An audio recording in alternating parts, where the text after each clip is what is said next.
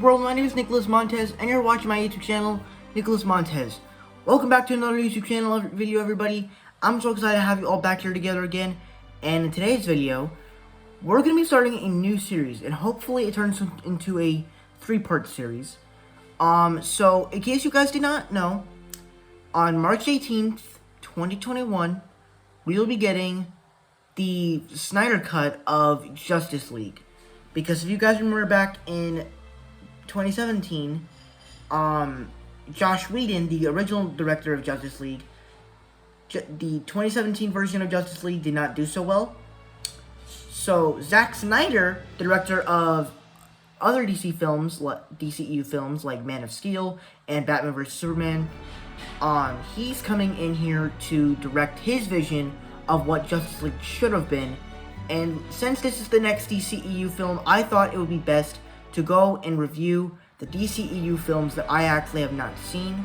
So, this is actually something I've been wanting to do for a while, because I think the DCEU, I've seen most of them, but I haven't seen, there's a couple films I haven't seen of their franchise. And this week we're gonna be starting with Birds of Prey. This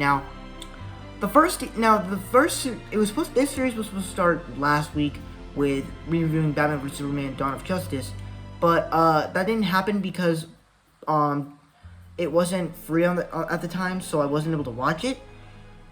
But Birds of Prey was, and I have some thoughts on it. So before I give you my review, go and tell me down below, what did you think about Birds of Prey? Do you love it? Do you hate it? Are you right there in between? And are you going to be watching the DCEU films leading up to Justice League, Zack Snyder cut? With that said, let's get started with the review of Birds of Prey.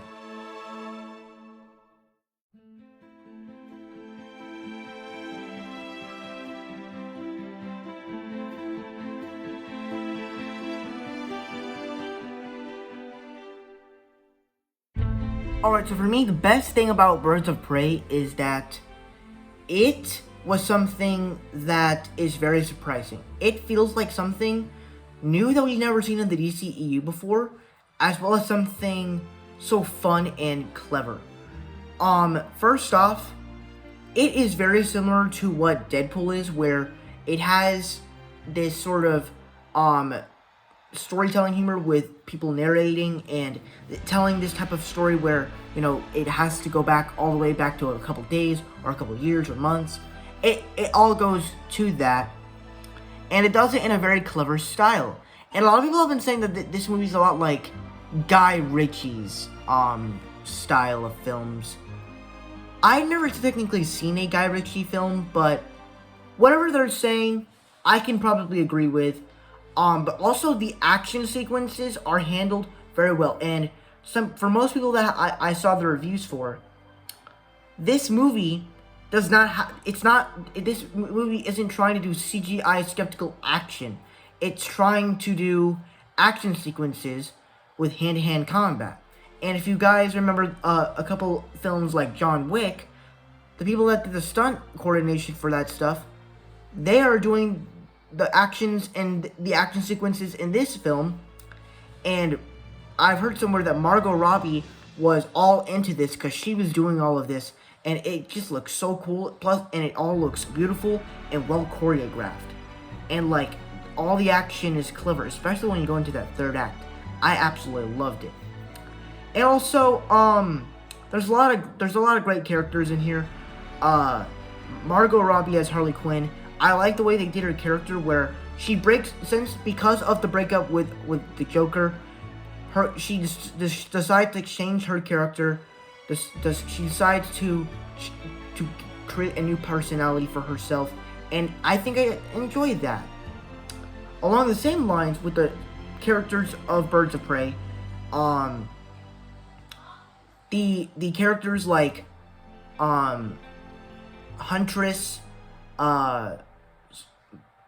what's the girl that has a good voice, and the cop, I think all work, and as they are the Birds of Prey, I think they also work. I especially love that little ending scene at the end, which was really good. And also, Ewan McGregor as Black Mask was fantastic. I loved him in this film. I just loved the way he was so I just love the way he acted. He probably is the next best performance in this film. I loved his funness, and I loved his seriousness when everybody would make fun of him, and he would just get so mad, and it's like, you like when he gets mad and stuff, and it's very serious, and I like it. And it uses I like the way they do the story in funny ways. The characters are also really cool too. And also, like I said, there's a lot of classic action sequences, whether you're talking about Harley Quinn beating up cops, killing cops, or Harley Quinn beating up guys in the jail sequence. And also there's a lot of funny jokes. I didn't really laugh at this movie as much as I want. I didn't really laugh at this movie as much, but I did enjoy it a lot. And yeah, so that is my thoughts on Birds of Prey. So now let's get on to the bad.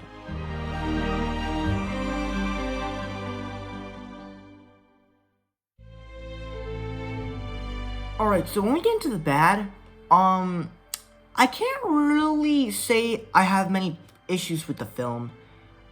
It just, for me, it doesn't seem like one of those DCEU films that's perfect. It doesn't feel like a perfect DCEU film.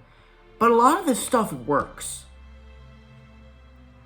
I'm not really sure why I need to talk about the bad. It doesn't really feel like a perfect film. I don't really think I can stay out any flaws because I have a lot of fun with this movie. But I don't know. I can't really think of any really flaws in this movie. I'm sorry. I just don't have any flaws, but for me it is a positive grade, which you'll see in a minute. But I still enjoyed it. Very interesting action sequences, very cool action sequences, interesting characters, and a lot of great stuff. So before I give you my score for the film, be sure to tell me down below, what did you think about Birds of Prey? Did you love it? Did you hate it? We're right there in the middle. What was your experience with the film? And are you rewatching it for the Snyder Cut of Justice League in the next couple of weeks? With that said, let's get started with those scores.